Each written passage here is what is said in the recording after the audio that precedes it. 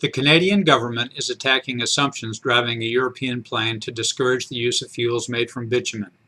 A study it commissioned criticizes values that the European Commission's Fuel Quality Directive assigns different types of petroleum for their contributions to greenhouse gas emissions. As proposed, the directive would make fuel suppliers cut GHG intensities of vehicle fuels, off-road gas oil, by 6% from a 2010 baseline by 2020.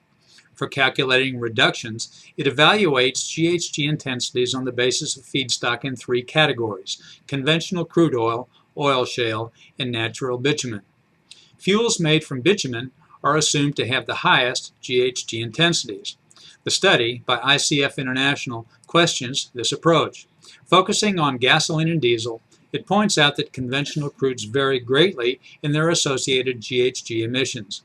Some light and heavy conventional crudes have GHG intensities that are similar or even higher than those of crudes derived from natural bitumen, it says.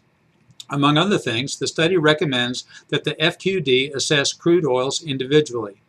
Not distinguishing the GHG intensities of the different conventional crudes in the FQD would result in shifts to high GHG intensity crudes from countries such as Russia, Nigeria, or Venezuela, which would increase actual GHG emissions instead of reducing them, it says.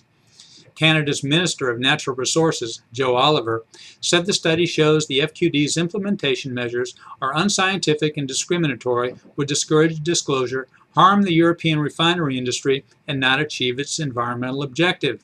Cal Dallas, Alberta's Minister of International and Intergovernmental Relations, said, "This study confirms our contention that the directive unfairly and unjustifiably discriminates against Alberta's oil sands because it is based on a flawed and unscientific premise and poor data."